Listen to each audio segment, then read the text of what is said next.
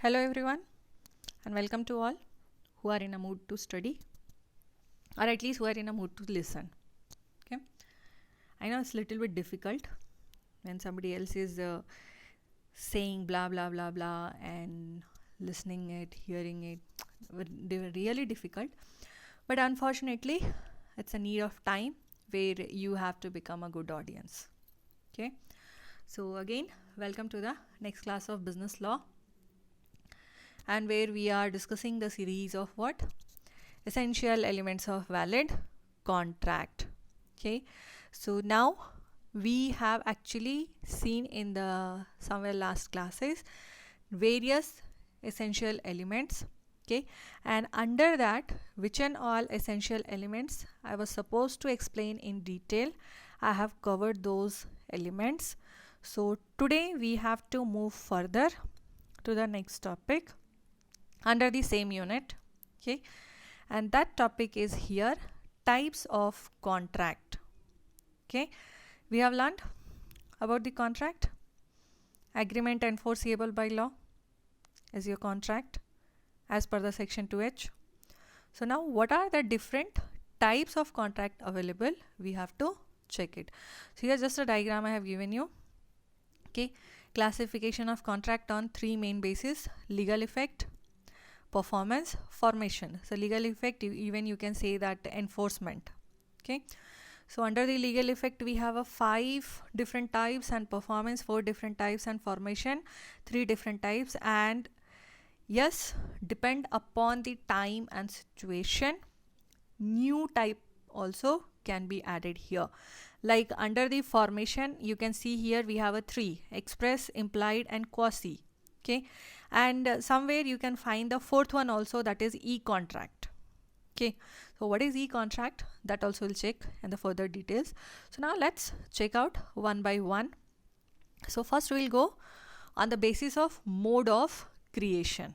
Okay, on the basis of mode of creation, very first is your express contracts.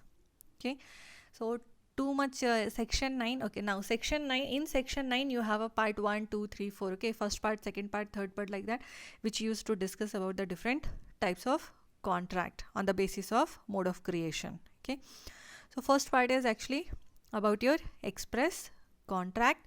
So very quickly we'll read it for us.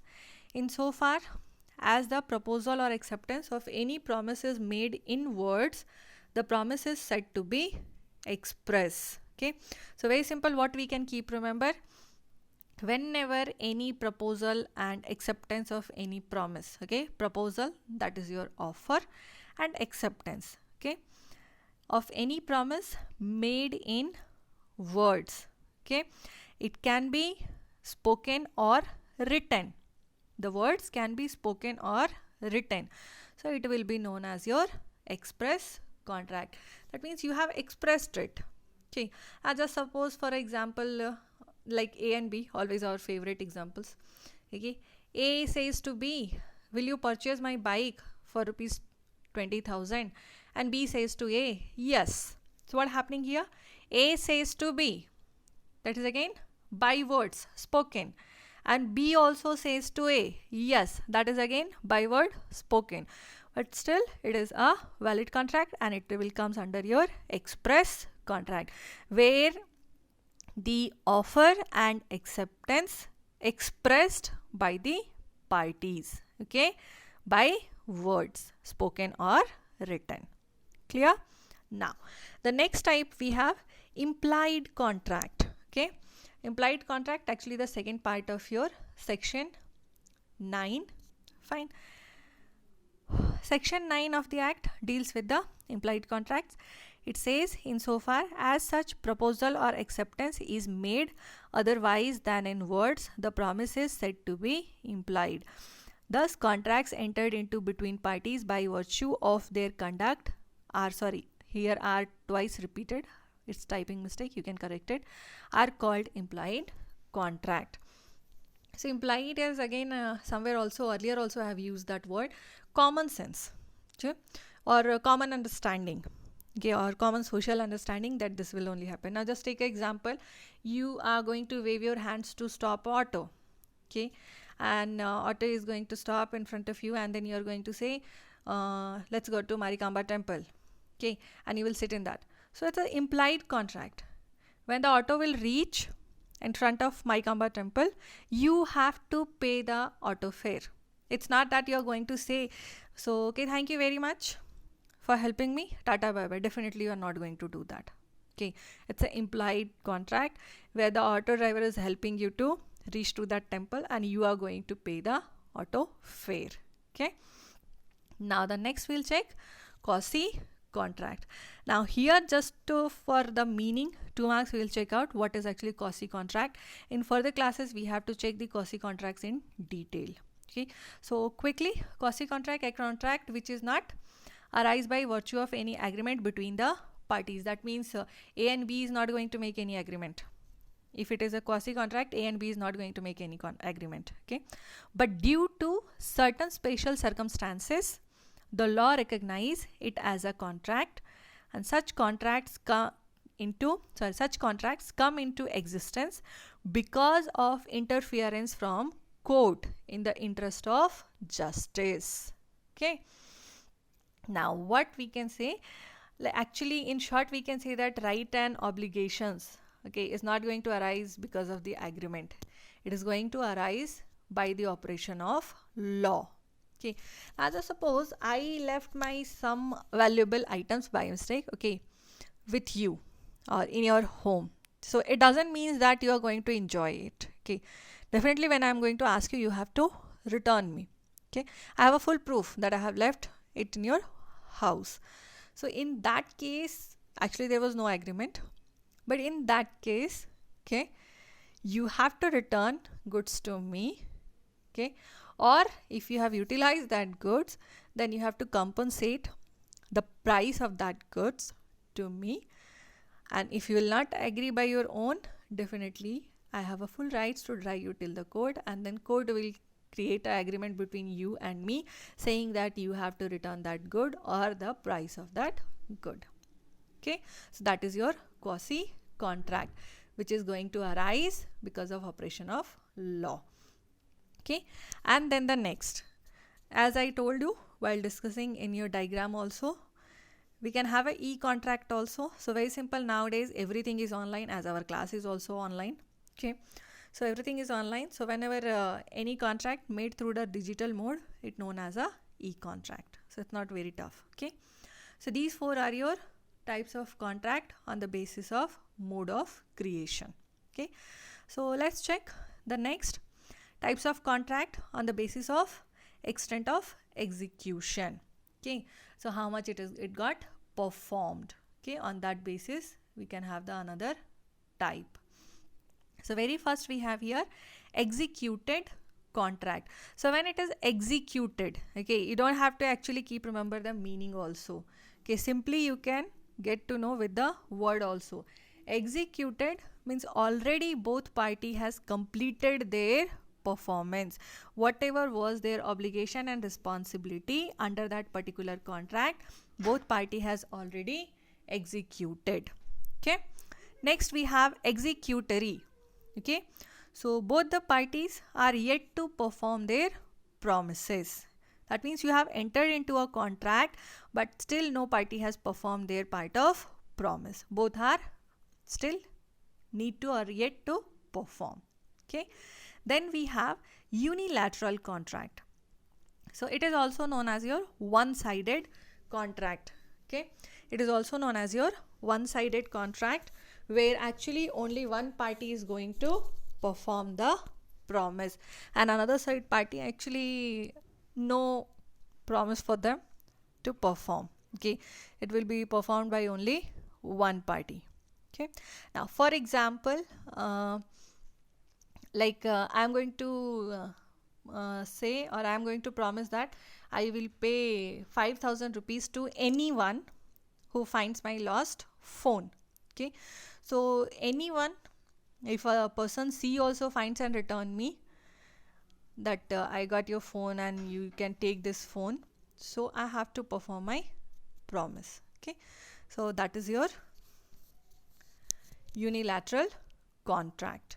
Fine, one-sided contract. Okay. Now the next we have in this queue bilateral contract, which is also known as your two-sided contract. Okay, where the obligation or promise is outstanding on the part of both the parties. Okay, so that is your simple one. I promised you to sell my car, okay, for 2 lakh rupees, and I agreed also to deliver the car once I am going to receive the payment. Okay, so both party has to exchange a promise to be performed within a stipulated time. Okay, so this is your on the basis of extent of execution.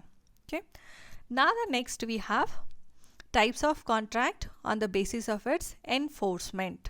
Okay, so under this we have 5 types. Okay, and somewhere maybe you will find not here actually, sorry, under this your basis of extent of execution, somewhere with some books maybe you will find the 5 types also: partially executed and partially not executed. Okay, partially executed and partially executory.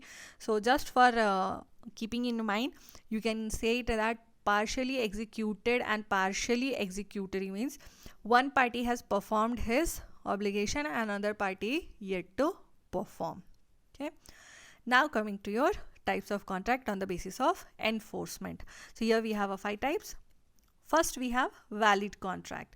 So very simple, an agreement enforceable by the law is a contract. Now just before this classes we have seen for a valid contract, okay, it has to satisfy all the elements, okay, all the elements of a valid contract as per the act. If any contract, okay, entered into by the parties satisfy all the elements of valid contract as per the act, then it is going to said to be as a valid contract. So elements what we have seen I think 10 elements. Somewhere you will find 5, 6, 8, 10, 13, I don't know, different books and different links are going to give you the different elements, but I have tried to cover all the important elements there. Okay, that is your offer and acceptance, capacity of parties, lawful consideration, lawful object, your relationship, legal relationship, free consent. So these all are your various essentials. If any contract is going to satisfy all the elements, then it is going to be known as valid contract. Okay, next we have an voidable contract. So what we have here, an agreement which is enforceable by law at the option of one or more of the parties thereto, but not at the option of the other. Now here what happened, we can I hope you remember free consent, which we have covered in the last class. Okay, now just suppose somebody has forced you, okay, somebody has forced you to enter into any contract forcefully, okay, on maybe on the point of gun or whatever, I don't know. Okay, somebody has forced you to enter into a contract. So definitely from your side it is, in your option it is voidable. You don't want to complete this contract. According to you it is not at all enforceable, but from the other side they will show on the paper that everything is perfect. So from their side it is going to be a enforceable. Okay, so voidable where one party is, okay, in the option of one party it is not enforceable by law, and in the option of another party, okay, it is enforceable by law. And these all arise when any contract is not made under the free consent. Okay, if free consent is not there, definitely it will be voidable contract. And I hope you remember what all 5 main points comes under your free consent: coercion, undue influence, fraud, misrepresentation and mistake. Okay, so in this case what happened, other party has a right to treat it as a voidable contract. Clear? Now the next we have void contract. Okay, so in this case what happened, at the time of making, okay, at the time of making the contract it was valid, okay, but after some times or subsequently, due to the changes of circumstances, it is going to become a void, okay, which you are not going to enforce by a court of law. Okay, like say what we used to say, a contract which is enforceable by law. Okay, so I don't know what happens, something happens, the circumstances comes like that, a situation get changed, and because of that it becomes the void subsequently. Now just suppose for a case, you agreed to me that you will write a book. Okay, I'm a publisher, but okay, not you, sorry, I agreed to you that I will write a book. Okay, and you are a publisher, but after some days I died in an accident. So definitely now the contract will become void, because now it is impossible to perform. No more Anvesha, then how Anvesha is going to write a book for you? Okay, so due to the situation, contract became the void contract. You can't enforce it into a law. Now the next we have unenforceable contract. So which satisfies all the requirements of the contract but has technical defects. Okay, technical defects, when we say, just suppose technical defects, if I have to say, I hope you remember, okay, time barred debts. I hope so. Okay, so just we can take that example only. Okay, like a contract technical defect when it does not fulfill the legal formalities. Okay, or you are not able, the act becomes enforceable. Now time barred debts, what you used to say, within the 3 years or within the 5 years from the date of contract, from the date of your loan sanction, the person, the customer has to repay all the amounts. Okay, and it your 3 years, 5 years, 12 years, based on which type of advance you have gone, it used to keep on changing. Okay, so here what happened, when you have made the contract, definitely it was satisfying all the requirements, but now it is having a technical defect. If 3 years over, 5 years over, 12 years over, then it is having now the technical defects. You can't enforce it into a court. Okay, now the next we have, or the last we have, illegal contract. So very simple, all those contracts which are forbidden by law. So wherever law used to say you should not go for these type of various contracts, okay, because it is totally illegal. Very simple. I hope you remember supari contract. Supari, not that eating supari one, okay, killing someone, okay, because definitely it is a crime. Okay, so contract to commit a crime, definitely a illegal contract. Okay, so I hope all the types are clear to you. So go through with this, make a note, try to read it twice. After reading twice, you will get to know. Okay, too much not depth not required, because you have to just understand the topic, and I hope you will understand. Okay, so thank you for the day. Have a nice day. Enjoy.